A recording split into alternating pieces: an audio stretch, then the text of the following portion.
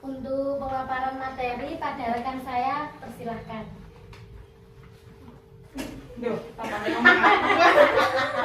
Sampai kamu mandangnya. Sampai mandang malah aku. Ayo langsung.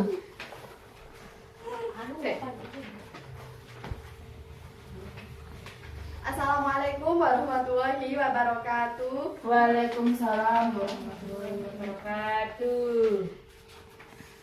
Ibu-ibu, perkenalkan dulu ya.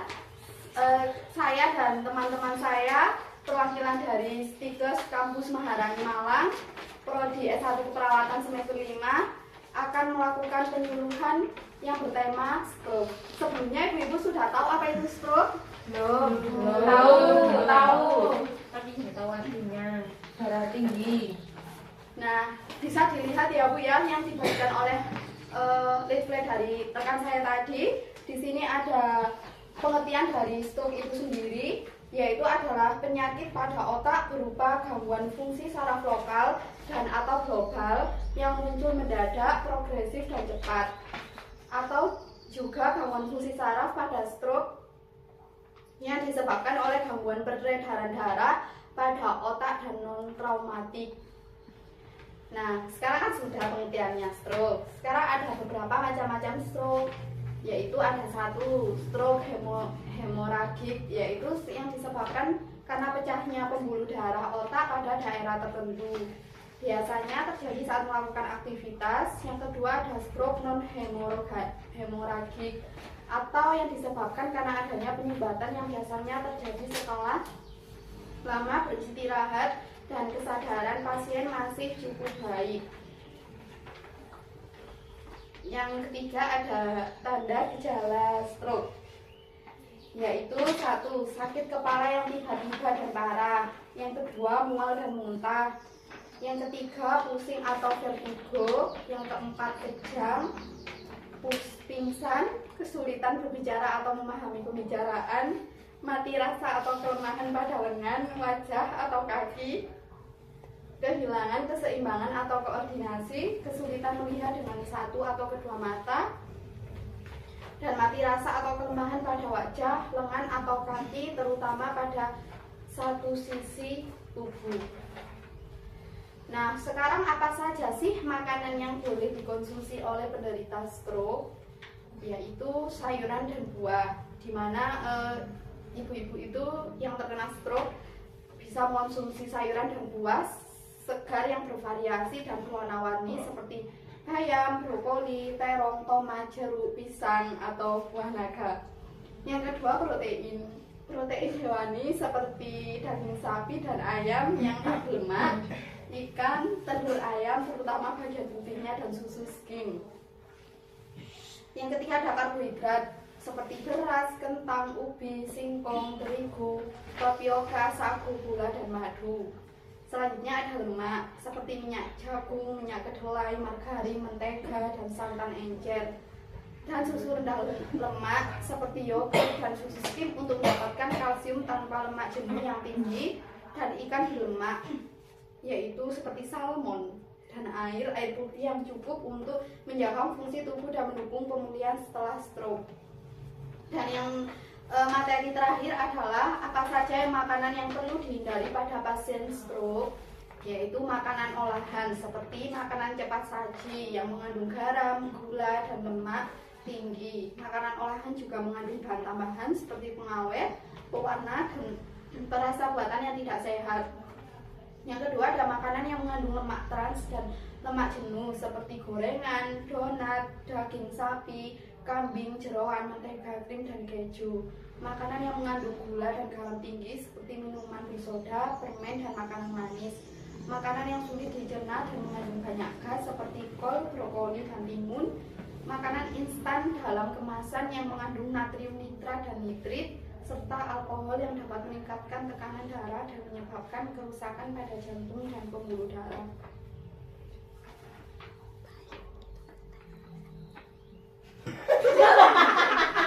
Terus ngomong-ngomong, Baik, itu pengetahuan tentang stroke. terus kamu tadi kan? Saya kembalikan kepada moderator. Kalau tanya jawab loh, Wil, beda. Tanya oleh GPT gitu. Apa nih? Baik. Baik, itu tadi materi mengenai stroke ya ibu-ibu. Untuk terima kasih untuk waktu dan tempat, saya kembalikan lagi ke rekan saya. Masuk Wiro.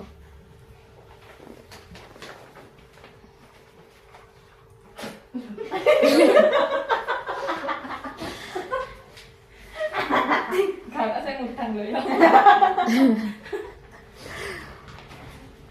Baik, terima kasih pada rekan saya karena telah memaparkan materinya. Baik, selanjutnya ada sesi tanya jawab. Baik, ibu-ibu ada yang mau bertanya enggak?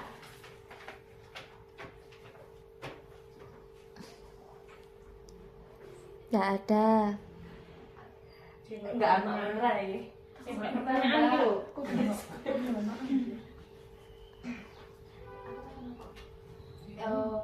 Kan Suara mojok ketok lek suarane Cici. Ya apa? Iya suarane. Iya. Jadi kamu gak transgender.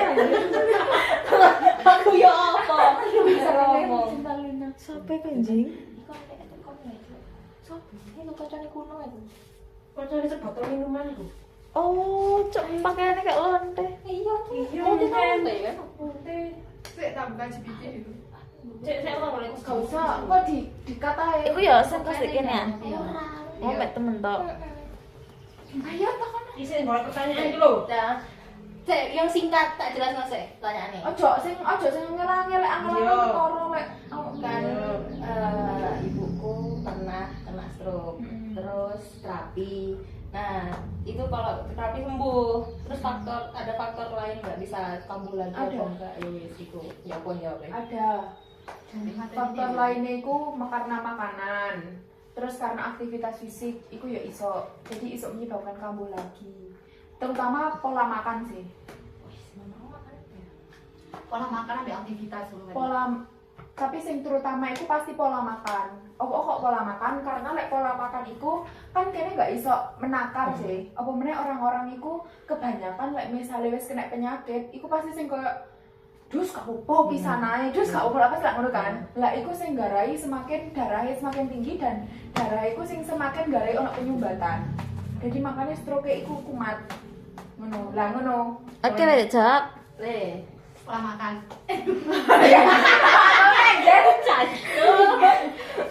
Jadi gini, suaranya ya apa? Gak apa-apa wis, gak mungkin ngeri pugo. Pola makan itu aja Mari. Maksudnya pola makan ada aktivitas apa enggak? Kebanyakan itu karena pola makan. Kambuh itu karena disebabkan faktor utama itu karena pola makan. Kok ruban gaya bahasa dhewe ya? Iya. Sing luwih gampang. Lah, kenapa kok pola makan? Karena rata-rata orang sing wis terdiagnosa iku pasti bakalan punya prinsip Allah nggak apa-apa cuman sekali, Allah nggak apa-apa cuman sekali ngono. Tapi tanpa mereka sadari, nah sekali-sekali mereka iki mah koyo secara bertahap ngono lho. Jadi iku sing garai kambuh maneh dan percuma wis dilakukan terapi iku mang. Malah yo bakalan kambuh maneh lek nggak iso mengatur pola makan iku mang. Wis ayo. Oh iya, Dek. Pola makan. Ya, baik, silakan yang mau bertanya. Saya mau tanya. Ya, Mbak Dudungnya abu-abu. Ke Mbak. Ibu berarti.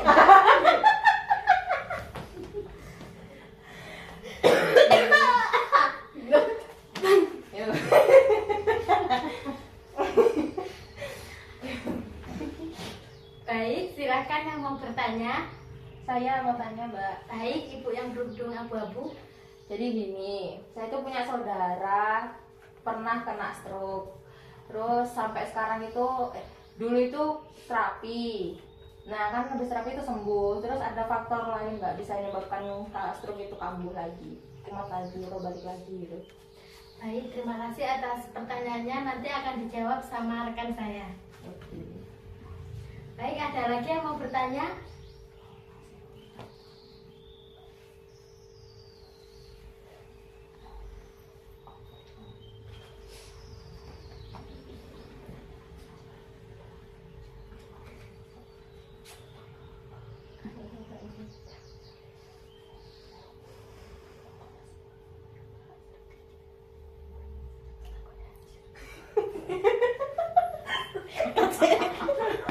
Sakat wis.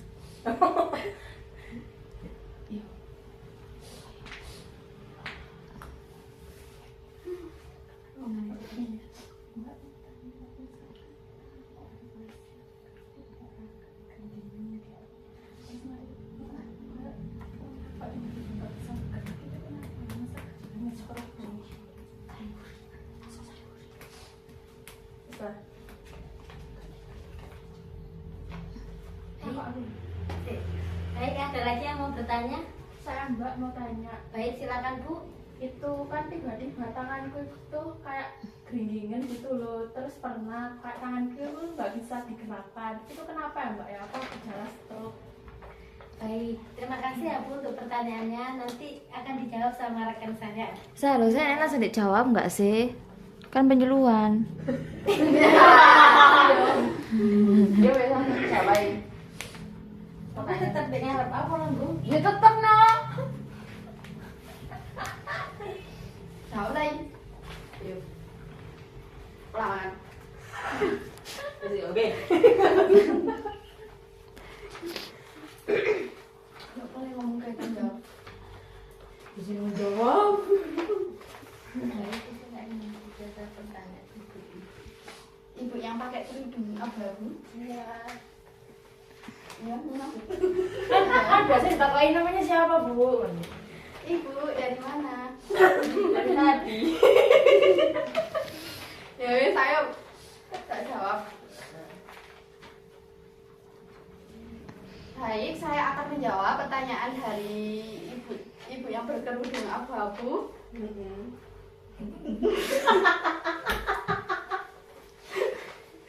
Kamu boleh Wes, foto lintang di kafe. Dia vibes-nya dibunuh. wes. Yo. Baik, saya akan menjawab pertanyaan dari ibu-ibu yang berkerudung abu-abu. Bu,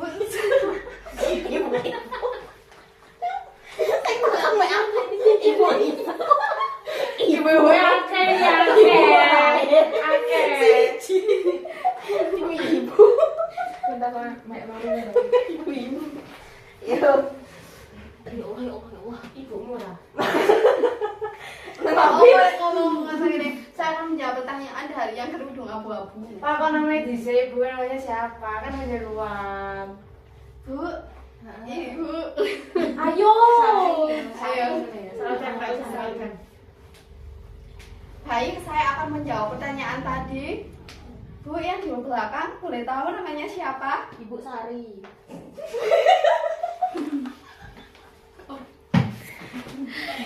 Tradisi Sari. Murine ae. Ida, Cuk. Wes. Menang mobil.